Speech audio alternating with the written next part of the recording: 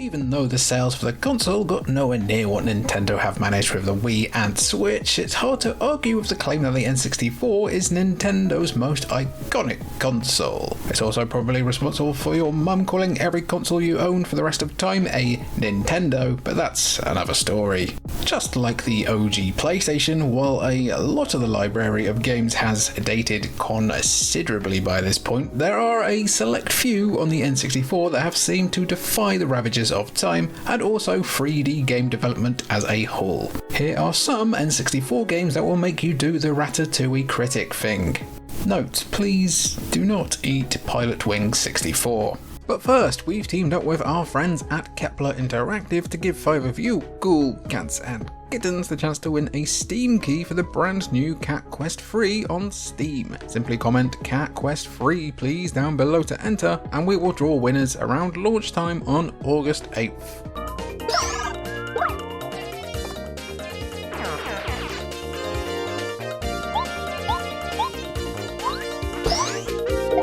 As soon as they had access to 3D, a lot of game developers immediately came to the conclusion that more polygons equals more realism, a philosophy that's aged about as well as basically the entirety of Shallow Hal. It's why a lot of the 3D games released for the N64 look like absolute arse now, as they were chasing an aesthetic that only looked as good as the technology of the time would allow. Meanwhile, a lot of the 2D games, or games that went for vibrancy and imagination first over realism, have aged a lot better by comparison. Just look at Paper Mario in comparison to some trash like Superman 64 and you'll see what we mean, as the graphics for Paper Mario look just as good now as they did at the start of the millennium. And that's the only thing holding Superman 64 back from true greatness, of course. Admittedly, the premise of Paper Mario is about as Mario as it gets, with Peach being kidnapped by Bowser and Mario having to travel to the Mushroom Kingdom to rescue her. The difference here is that instead of jumping on Bowser's head 3 times and calling it a day, Bowser has become invincible by stealing the power of the 7 Star Spirits, defeating Mario in the process. You'll have to find some friends, travel to some weird swamp with some lazy ass little dude, restore the Star Spirits, and give Bowser the kickin' he deserves. Again, the graphics and presentation here are as timeless as it gets, but the gameplay has also aged extremely well, with the action command prompts becoming a core part of a lot of turn-based RPGs. You can also obviously argue for Super Mario 64 here, and that's completely fine with us, even if the controls sometimes make us just wanna...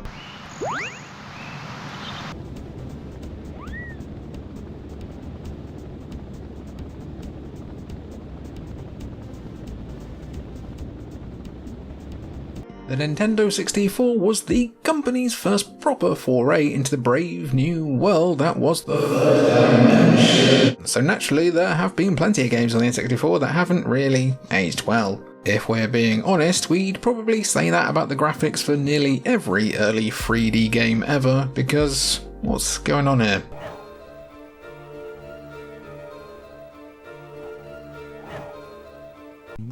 What am I looking at? Despite any missteps, those games that did manage to stick the landing have become timeless classics, and one game that deserves its place among them is Pilot Wing 64. Now, did we make a stick the landing joke because this game is all about helicopters and jetpacks? No. Ostensibly a tech demo for the N64 to showcase what the controller's analog stick was capable of, along with the graphics that the N64 could produce, Pilot Wing 64's premise saw players basically having a bunch of adventure days on some tropical islands. Players could utilise 3 main forms of transport, those being hang glider, rocket belt, which was a jetpack, and a gyrocopter, and could either complete a series of events to earn licenses or explore the island at their own pace. There were even mini-games, which included skydiving and the human cannonball. It's not an overly complex game, but titles like Riders Republic, with its multiple aerial vehicle disciplines and focus on exploration, feel like a continuation of what Pilot Wing 64 was striving towards, only with 200% more cringy attempts at youth lingo. Yeah, they're a bunch of buck-nutty riders who host regular challenges. You should twaggle in their madness at some point, because their events are off the hook and they offer very tidy reward. Bro has 0 riz, baby Gronk.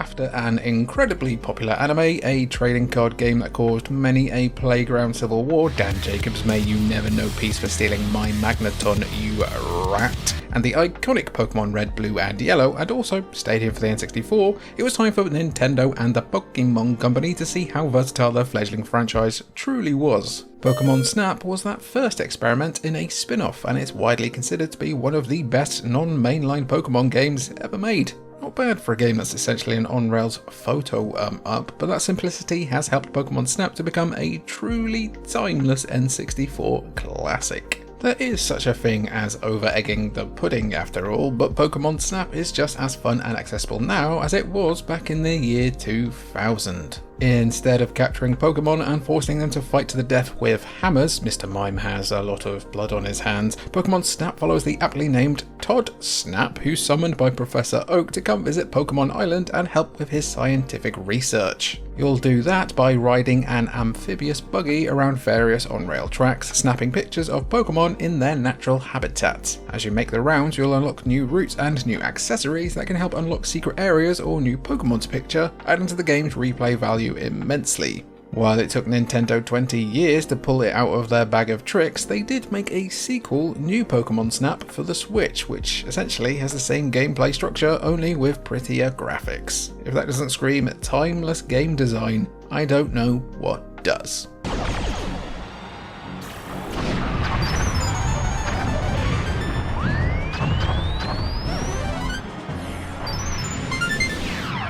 From one rail shooter to another, except this one doesn't have muck with a Glock, Star Fox 64 is one of the earlier games from the N64's lifespan, yet boasts graphics and gameplay that have managed to stand the test of time. Despite Fox McCloud seemingly standing alongside Captain Falcon as Nintendo mascots that only make appearances when Super Smash Bros. Comes around, playing Star Fox 64 in modern day is still just as enjoyable. Hell, it stands to reason that the game's action and combat is still accessible when the remake for the Nintendo 3DS is basically just the same gameplay with the addition of gyroscopic aiming, while Star Fox Zero tried to change too much and ended up catching some flack. Star Fox 64 sees player controlling Fox and the gang as they continue their long-running feud with the mad scientist Andros, moving from planet to planet, defeating his armies and henchmen along the way. While you moved through most levels on rails, you could move your R-Wing around the screen to shoot down hostiles, though some levels gave players full 3D movement too, which helped keep the action fresh. It's not the most complicated game ever, but one interesting fact about Star Fox 64 is that it's the first N64 game to support the Rumble Pack, which is a feature that comes as standard now on all controllers. Clearly, Star Fox 64 has aged well by showcasing how added rumble vibrations can make gaming even more immersive. Here's a little tidbit for you. One of my friends' mothers growing up banned him from using a controller with rumble because she thought it would give him Parkinson's. Yeah, she was a real ogre.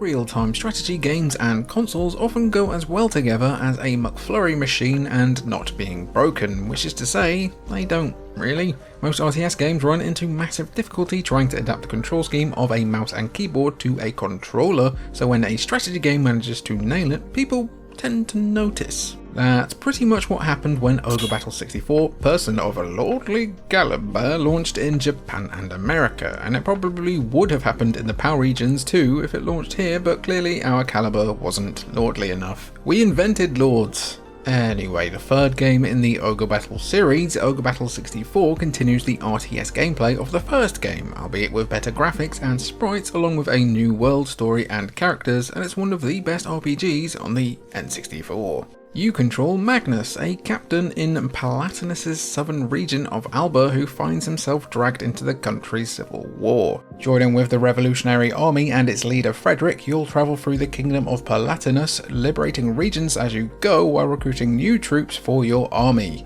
These troops can have one of several classes and are split into units of up to 5, which can be commanded as you see fit during the game's RTS battles. The overall formula has been proven to be timeless based on the fact that Vanillaware's Unicorn Overlord is essentially an unashamed love letter to Ogre Battle and the tactics RPG genre as a whole, and it's one of the best games of 2024. If you loved Unicorn Overlord and wanted to experience where those ideas and mechanics began, play Ogre Battle 64.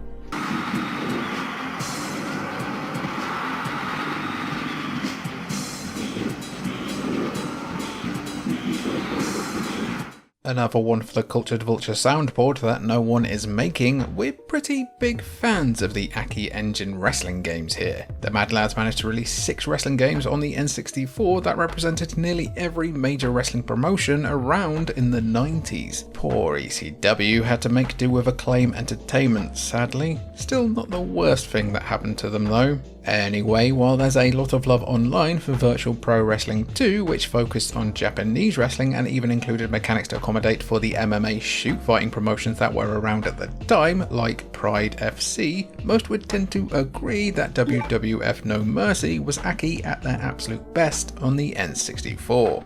WWF No Mercy offers anything you could want from a wrestling game, with a decent variety of match types, a large roster of wrestlers, simple controls, and a create a wrestler mode that allows you to forge your own freaks from scratch, or recreate real life wrestlers using the tools provided, which Aki practically encouraged and has since become a tradition of all wrestling games. Throw in a decent career mode and it's no wonder that WWF No Mercy has become the measuring stick by which all wrestling games are compared.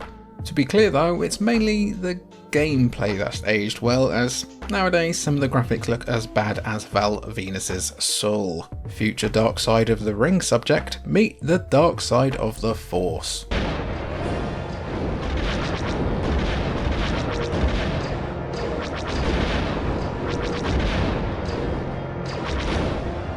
Earlier on, we spoke about some games trying to do too much with 3D and flopping because of it. Star Wars Shadows of the Empire is one of those games, trying to be a hybrid between a third-person shooter and an action platformer without managing to be that great at either, though it does have its fans. However, another Star Wars game would drop a year later that would blow Shadows of the Empire out of the water: Rogue Squadron. While many like to say that Shadows of the Empire helped to inspire Rogue Squadron, the truth of the matter is that developers Factor 5 had been working on the idea of Rogue Squadron for about a year prior, with LucasArts project lead Mark Hay Hutchinson using what he learned from developing the speeder bike levels for Shadows to create something more accessible in Rogue Squadron. Star Wars Rogue Squadron is a 3D flight action game that's still incredible to play today. No messy on-foot sections or ridiculous shenanigans, because they saved those for the third Rogue Squadron game apparently, just a great Star Wars themed dogfighting game.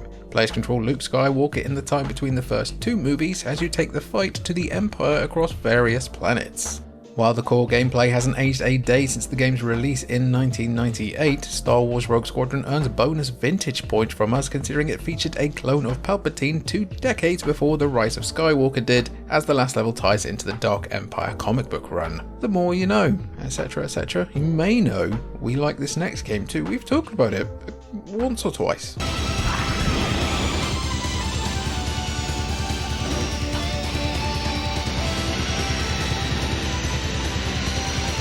Alright, listen, look. This is the last time we, or our children, or our children's children will mention F-Zero. For 3 weeks.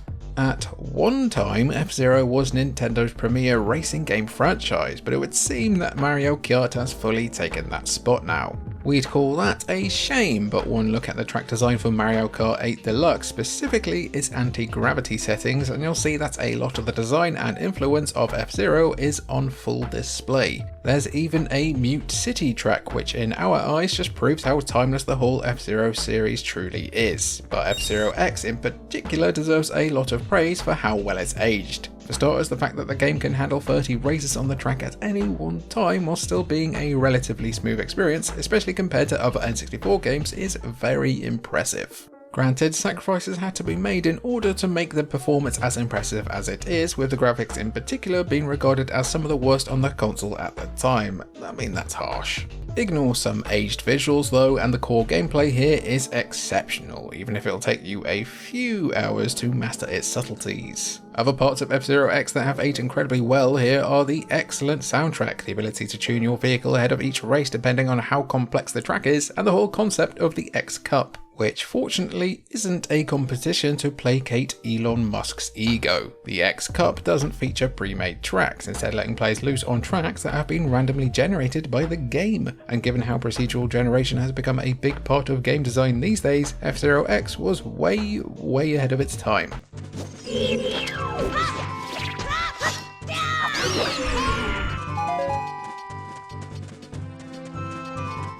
Yeah, like... Yeah, look, we'd love to just write "it's a masterpiece" and then move on, because that's what The Legend of Zelda Ocarina of Time is. Yes, it does include the water temple, and yes, water levels are bad and stinky, but The Legend of Zelda Ocarina of Time is the highest rated game of all time on Metacritic for a good reason. It's a whipper. From controls to level design, music and story, every single part of The Legend of Zelda Ocarina of Time is firing on all cylinders, and while some might prefer the more experimental and strange follow-up Majora's Mask, Ocarina of Time's sheer majesty has ensured that this game will never have to worry about the passage of time. Okay, maybe, yeah right, okay, so yeah, maybe the graphics have seen better days, but Ocarina of Time's visuals flawlessly convey the game's atmosphere and tone. Future Hyrule is scarier than a lot of modern horror games, just saying. Like all good Zelda games, Ocarina of Time follows Link as he travels across Hyrule with the hopes of facing off against the evil Ganondorf so he can save Zelda and the kingdom. Ocarina of Time was the first Zelda game with 3D graphics, and somehow Nintendo managed to nail it from day one, with the developers brilliantly translating the dungeon diving and puzzle solving that forms the majority of Zelda's gameplay into 3D. Throw in one of the world's greatest fishing games and you've got a 3D action-adventure game that deserves to be referred to as the best video game of all time. You can, of course, throw in Majora's Mask here as well, and we wouldn't mind at all. Go on, make it a party. This is foreshadowing.